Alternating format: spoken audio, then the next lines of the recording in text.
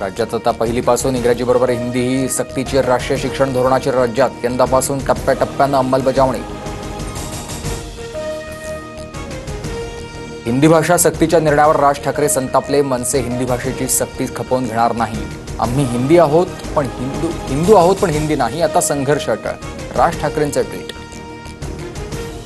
काँग्रेसचे माजी आमदार संग्राम थोपटे यांचा भाजप प्रवेश जवळपास निश्चित। काँग्रेसचे माजी आमदार संग्राम थोपटे रविवारी देणार पक्ष सदस्यत्वाचा राजीनामा। सोमवारी संग्राम थोपटे यांची अमित शहा यांच्यासोबत बैठक, सूत्रांची माहिती आहे। मी 22व्या वर्षी सफारी गाडीमधून फिरायचो, मला चोऱ्यामाऱ्या करायची गरज नाही। लग्नातील भांडणावरून माझ्यावर केस टाकली होती। मंगळसूत्र चोरीच्या आरोपांवर पडळकरांचं उत्तर। पुण्यातील नामांकित चितळे बंधू मिठाईवाले यांची फसवणूक। चितळे बंधूंचे नाव वापरत दुसऱ्याच बाकरवाडीची विक्री। चितळे स्वीट होमवर पुणे पोलिसांनी नोंदवलाय गुन्हा।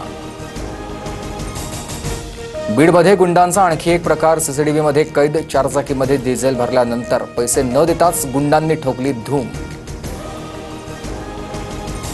त्र्यंबकेश्वर मंदिरामध्ये व्हीआयपी दर्शन तिकिटांचा काळाबाजार उघड। 200 रुपयांचा दर्शन पास 2000 रुपयांना विकल्याचा प्रकार समोर। त्र्यंबकेश्वर देवस्थान ट्रस्टच्या सीईओंच्या तक्रारीनंतर गुन्हा दाखल। छत्रपती संभाजीनगरमध्ये पाणी टंचाई। महानगरपालिकेकडून टँकरनं पाणी पुरवठा सुरू। पाणी टंचाईच्या प्रश्नावर उद्यापासून ठाकरे गटाचं आंदोलन।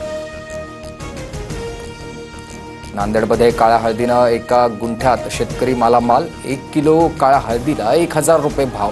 आतापर्यंत शेतकऱ्यांना एका गुंठ्यात मिळवले 3 लाख रुपये। एमपीएससीनं राज्यसेवा मुख्य परीक्षा पुढे ढकलली। 26 आणि 17 एप्रिलला होणारी परीक्षा 27, 28, 29 मे रोजी होणार। आयोगाची माहिती।